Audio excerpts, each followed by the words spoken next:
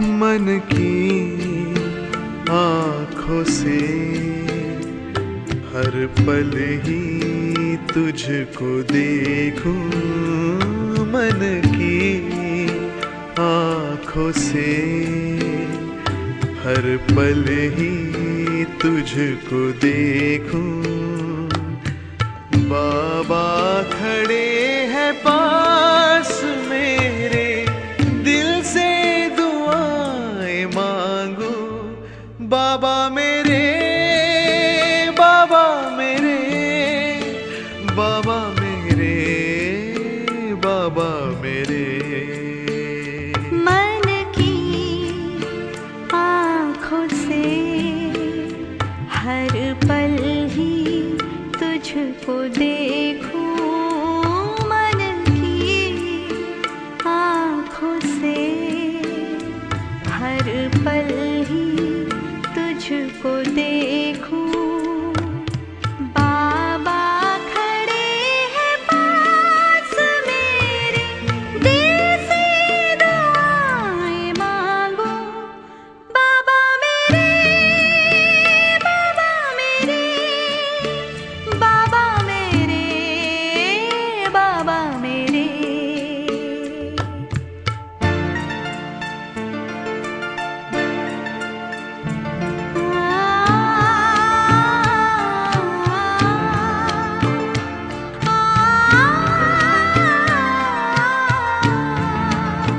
ओम शांति।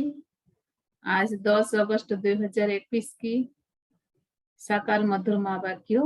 मीठा बाबा कहते, मीठे बच्चे, बाबाई ही तुम्हें इस पाप की दुनिया से निकाल चैन की दुनिया में ले जाने।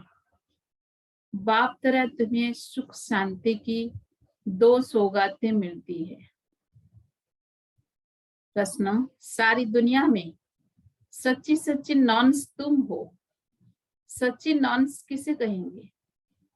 उत्तर, सच्ची नॉन्स वह जिनकी बुद्धि में एक की याद हो, अर्थात नन बट वन। वे अपनी केवल नॉन्स कहलाती है, लेकिन उनकी बुद्धि में सिर्फ एक क्राइस्ट की याद रहे। सिर्फ एक क्राइस्ट की याद नहीं, क्राइस्ट को भी गॉड का बच्चा कहेंगे। तो उनकी बुद्धि में 2 है और तुम्हारी बुद्धि में एक बाप है। इसीलिए तुम सच्ची सच्ची नन्स हो। तुम्हें बाप का फरमान है, पवित्र रहना है। गीत, इस पाप की दुनिया से और कहीं ले चल। ओम शांति। मीठे मीठे रूहानी बच्चों ने गीत सुना। किसने सुना? आत्माओं ने। आत्मा को परमात्मा नहीं कहा जा सकता, मनुष्यों को भगवान नहीं कह सकते। अच्छा, अभी तुम हो ब्राह्मण, तुमको अभी देवता नहीं कहा जाता। ब्रह्मा को भी देवता नहीं कहा जा सकता, बल कहते हैं ब्रह्मा देवताय नमः, विष्णु देवताय नमः। परंतु ब्रह्मा और विष्णु में तो बहुत फर्क है। विष्णु को देवता कहा जाता है, ब्रह्मा को देवता नहीं कह सकते, क्योंकि वह है ब्राह्मणों का बाप। ब्राह्मणों को देवता नहीं कहा जा सकता। अब यह बातें कई मनुष्य को नहीं समझा सकते, भगवान ही समझाते हैं। मनुष्य तो अंधश्रद्धा में जो आता है सो बोल देते हैं। अभी तुम बच्चे समझते हो, रूहानी बाप हम बच्चों को पढ़ा रहे हैं। अपने को आत्मा समझना चाहिए। अहम आत्मा ये शरीर लेती है। अहम आत्मा ने 84 जन्म लिए हैं। जैसे जैसे कर्म करते हैं वैसे शरीर मिलता है। शरीर से आत्मा अलग हो जाती है तब फिर शरीर से प्यार नहीं रहता, आत्मा से प्यार रहता है। आत्मा में भी प्यार तब है जबकि आत्मा शरीर में है। पितरों को मनुष्य बुलाते ही शरीर तो उनका खत्म हो गया, फिर भी उनकी आत्मा को याद करते हैं, इसलिए ब्राह्मण में बुलाते हैं। कहते हैं फलाने की आत्मा आओ, ये भोजन आकर खाओ। गया आत्मा में मोह रहता है, परंतु पहले शरीर में मोह था, बस शरीर याद आता था। ऐसे नहीं समझते कि हम आत्मा को बुलाते हैं, आत्मा ही सब कुछ करती है। आत्मा में अच्छे व बुरे संस्कार रहते हैं। पहले पहले है देह अभिमान, फिर उसके बाद और विकार आते हैं। सबको मिलाकर कहा जाता है विकारी। जिसमें वो विकार नहीं है उनको कहा जाता है निर्विकारी। यह तो समझते हो बराबर। भारत में जब देवी देवता थे तो उनमें दैवी गुण थे। इन लक्ष्मी नारायण का है ही देवी देवता धर्म। जैसे क्रिश्चियन धर्म में मेल अथवा फीमेल सब क्रिश्चियन है, यह भी कहा जाता है देवी देवता। राजा रानी प्रजा सब देवी देवता धर्म के हैं। यह बहुत उच्च सुख देने वाला धर्म है। बच्चों ने गीत भी सुना। यह आत्मा ने कहा कि बाबा ऐसी जगह ले चलो जहां मुझे चैन शांति हो। बहुत है सुखधाम और शांति धाम, यहाँ बड़े बेचैन है। सत्य में बेचैनी होती नहीं। आत्मा जानती है बाबा बिगर कोई चैन की दुनिया में ले जा नहीं सकते हैं। बाप कहते हैं मुक्ति और जीवन मुक्ति ये दो सौगातें मैं कल्प कल्प लाता हूं, परंतु तुम भूल जाते हो। ड्रामा में भूलना ही है। सब भूल जाए तब तो मैं आऊं। अभी तुम ब्राह्मण बने हो, तुमको निश्चय है हमने 84 जन्म लिए हैं। जो पूरा ज्ञान नहीं उठाएंगे वह पहले नई दुनिया में भी नहीं आएंगे। त्रेता व त्रेता के अंत में आ जाए। सारा मदार है पुरुषार्थ पर। सत्युग में सुख था, इन लक्ष्मण का राज्य था। अच्छा, इसके अगले जन्म में कौन थे किसी को पता नहीं है। अगले जन्म में ये ब्राह्मण थे, इससे पहले शूद्र थे। वर्णों पर तुम अच्छी रीति समझा सकते हो। अभी तुम समझते हो हम 21 जन्मों के लिए चैन पाएंगे। बाबा हमको वह रास्ता बता रहे हैं। हम अभी पतित है, इसीलिए बेचैन है, दुखी है। जहाँ चैन हो उसको सुख शांति कहेंगे। तो अब तुम बच्चों की बुद्धि में आदि मध्य अंत का ज्ञान है। समझते हो बराबर सत्युग में भारत कितना सुखी था। दुख अथवा बेचैनी का नाम नहीं था। अभी तुम पुरुषार्थ कर रहे हो स्वर्ग में जाने के लिए।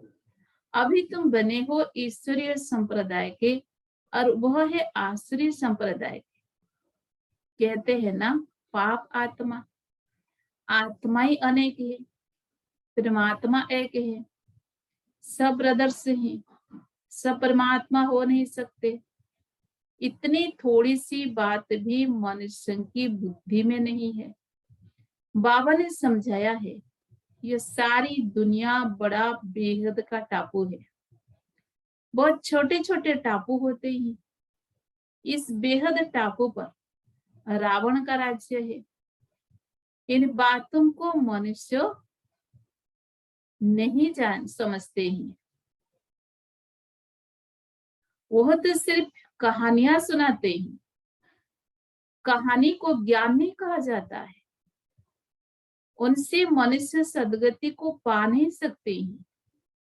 ज्ञान से सदगति मिलती है, ज्ञान देने वाला है एक बाप, दूसरा ना कोई। भक्तों की भगवान ही आकर रक्षा करते हैं, मनुष्य मनुष्य की रक्षा नहीं कर सकते हैं। शिव बाबा सभी बच्चों को वर्षा देते हैं। वो बाप भी है, शिक्षक भी है, सतगुरु भी है, वकील बैरिस्टर भी है, क्योंकि जमघटों की सजा से छुड़ाने वाला है। सतयुग में कोई भी जेल में नहीं जाएंगे, बाप सबको जेल से छुड़ाते हैं। बच्चों की सर्वश्रेष्ठ सब मनोकामनाएं पूरी होती है। रावण द्वारा अशुद्ध कामनाएं पूरी होती है, बाप द्वारा शुद्ध कामनाएं पूरी होती है। शुद्ध कामनाएं पूरी होने से तुम सदा सुखी बन जाते हो। अशुद्ध कामना है पतित विकारी बनना। पावन रहने वाले को ब्रह्मचारी कहा जाता है। तुमको भी पवित्र रहना है, पवित्र बन और पवित्र दुनिया का मालिक बनना है। पतित से पावन एक बाप ही बनाते हैं। साधु संत आदि तो विकार से पैदा होते हैं। देवताओं के लिए ऐसे थोड़े कहेंगे, महाविकार होते ही नहीं है।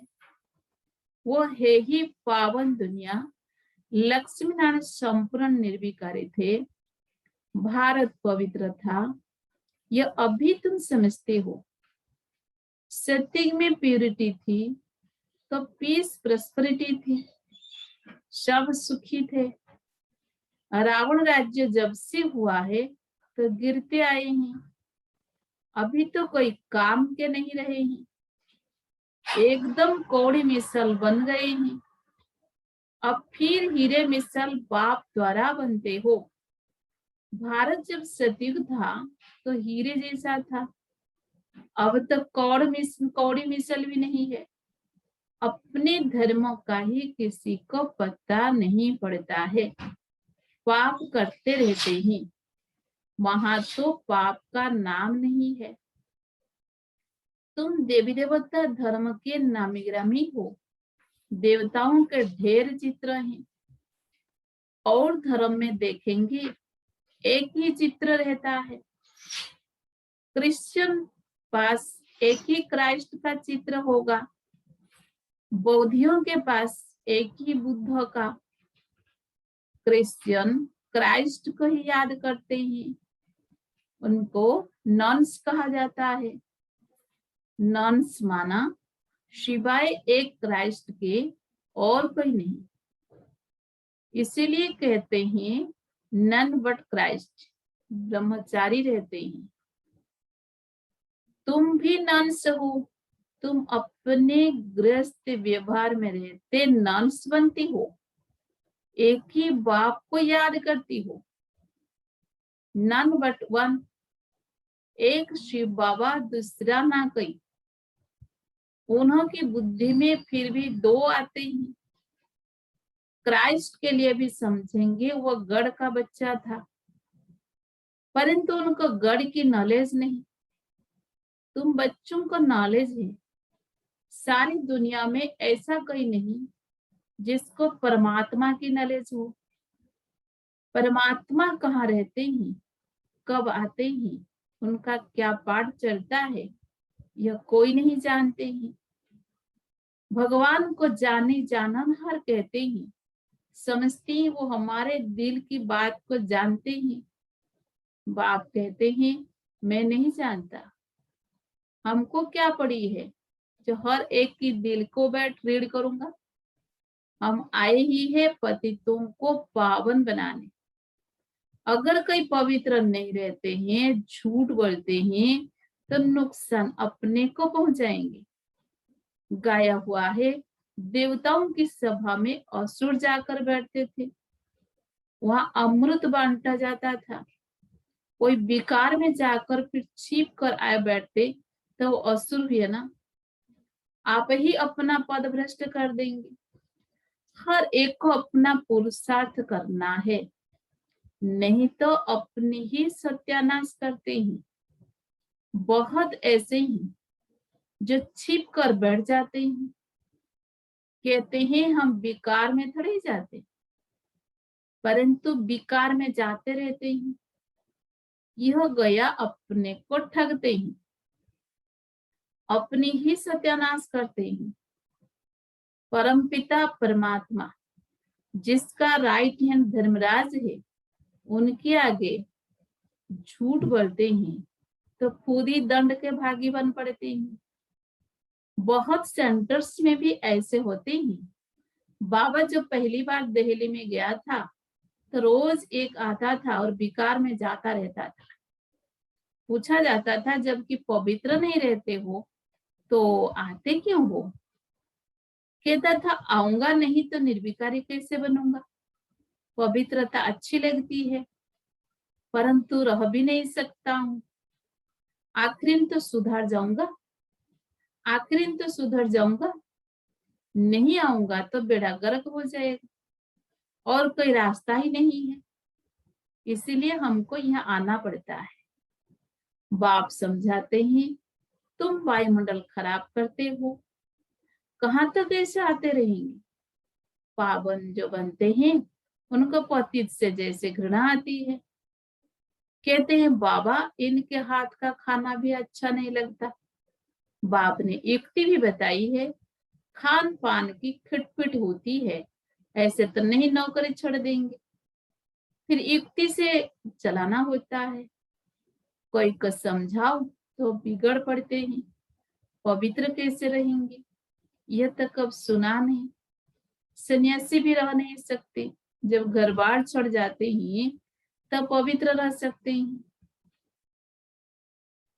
परंतु यह किसी को पता नहीं कि यहाँ पतित पावन परम पिता परमात्मा पढ़ाते हैं। नहीं मानते इसीलिए विरोध करते हैं। शिव बाबा ब्रह्मा तन में आते हैं, कोई शास्त्र दिखाओ। यह तो गीता में लिखा हुआ है, मैं साधारण बूढ़े तन में आता हूँ। वह अपने जन्मों को नहीं जानते। यह तो लिखा हुआ है, फिर तुम कैसे कहते हो कि परमात्मा कैसे मनुष्य तन में आएंगे? पति तन में ही आकर रास्ता बताएंगे ना। आगे भी आए थे और कहा था माँ में कम याद करो। वही परम धाम में रहते हैं और कहते हैं माँ में कम याद करो। कृष्ण का शरीर तो मूल वतन में नहीं होगा। जो कहे माँ में कम याद करो। एक परमपिता परमात्मा ही साधारण तन में प्रवेश कर। तुम बच्चों को कहते हैं माँ में कम याद करो, तो इस योग अग्नि से तुम्हारे पाप कट जाएंगे। इसीलिए ही मुझे पतित पावन कहते हैं। पतित पावन जरूर आत्माओं का होगा ना। पतित भी आत्मा ही बनती है। बाप कहते हैं तुम पवित्र आत्मा 16 कला संपूर्ण थी, अभी 9 कला बिल्कुल ही पतित बन गए हो। मैं कल्प कल्प आकर तुमको समझाता हूँ। तुम जो काम चिता पर बैठ पतित बन जाते हो, फिर ज्ञान चिता पर बिठाकर तुमको पावन बनाता हूँ। भारत में पवित्र प्रवृत्ति मार्ग था, अभी अपवित्र प्रवृत्ति मार्ग है। किसी को भी चैन नहीं है। और बाप कहते हैं दोनों ज्ञान चिता पर बैठो। हर आत्मा के अपने अपने कर्म अनुसार शरीर मिलता है। ऐसे नहीं कि दूसरे जन्म में वही पति पत्नी आपस में मिलेंगे, नहीं, इतनी रेस कर ना सके।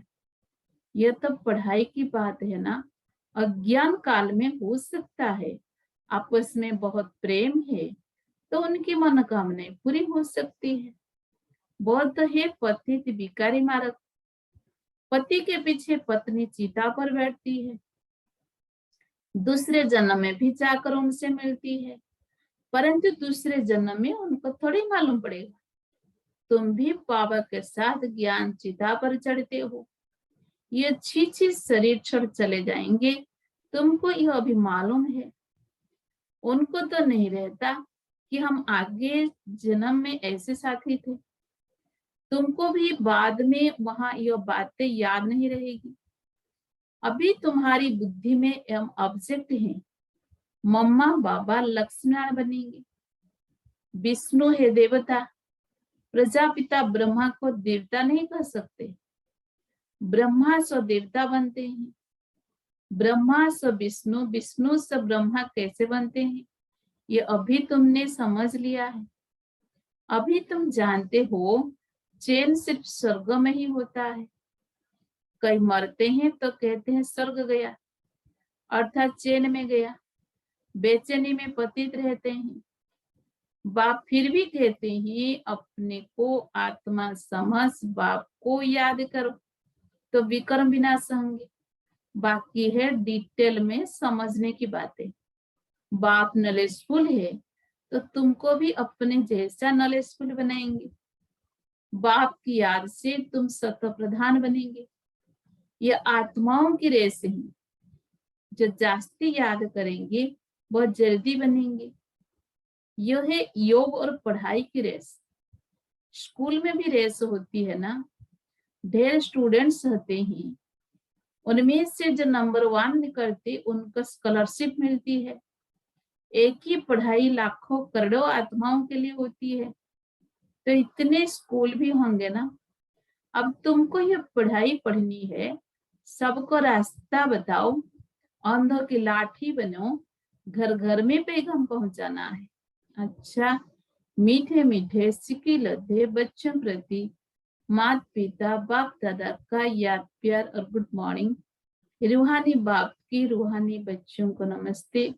हम रूहानी बच्चों की रूहानी बाप दादा को भी याद प्यार गुड मॉर्निंग, नमस्ते नमस्ते नमस्ते।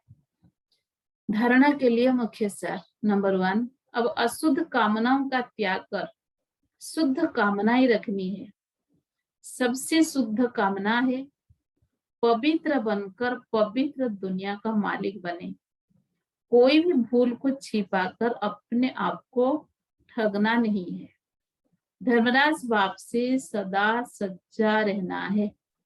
नंबर 2, ज्ञान चिता पर बैठ इस पढ़ाई में रेस कर भविष्य नई दुनिया में ऊंच पद पाना है। योग अग्नि से विकर्म के खाते को दग्ध करना है। वरदान, सत्यता की महानता द्वारा सदा खुशी के झूले में झूलने वाले ऑथोरिटी स्वरूप भव। सत्यता की महानता द्वारा सदा खुशी के झूले में झूलने वाले ऑथोरिटी स्वरूप भव। सत्यता की ऑथोरिटी स्वरूप बच्चों का गायन है, सच तो बिठन नच। सत्य की नाव हिलेगी लेकिन डूब नहीं सकती। आपको भी कोई कितना भी हिलाने की कोशिश करे, लेकिन आप सत्यता की महानता से और एक खुशी के झूले में झूलते हो। वह आपको नहीं हिलाते लेकिन झूले को हिलाते हैं। ये हिलाना नहीं लेकिन झुलाना है। इसीलिए आप उन्हें धन्यवाद दो कि आप झुलाओ और हम बाप के साथ झूले। स्लोगन, सर्व शक्तियों की लाइट सदा साथ है तो माया समीप नहीं आ सकती। सर्व शक्तियों की लाइट सदा साथ रहे तो माया समीप नहीं आ सकती। ओम शांति।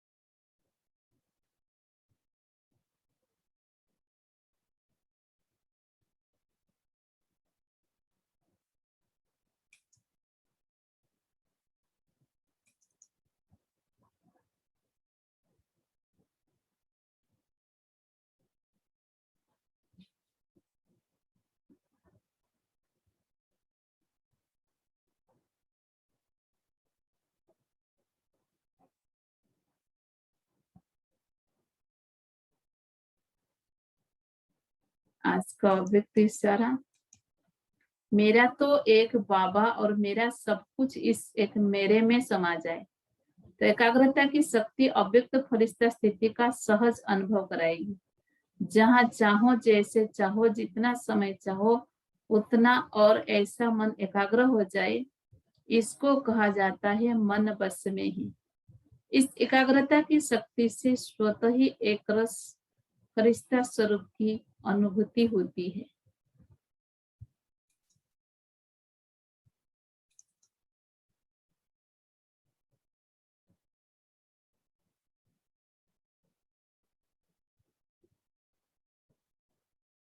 दादी जी की विशेषता, सदा मैं और मेरेपन से दूर, समर्पण लाइफ।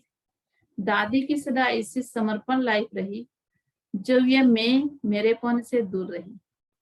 जैसे मम्मा ने कभी किसी की कमियों को नहीं देखा, ऐसे दादी ने भी कभी किसी की कमी नहीं सुनी न देखी। पालना भी मम्मा बाबा के समान भी।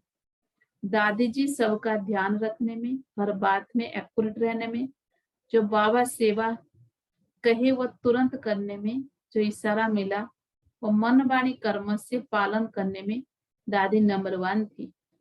बाबा ने पहले पहले दादी जी को ही जापान और हांगकांग की सेवा पर भेजा।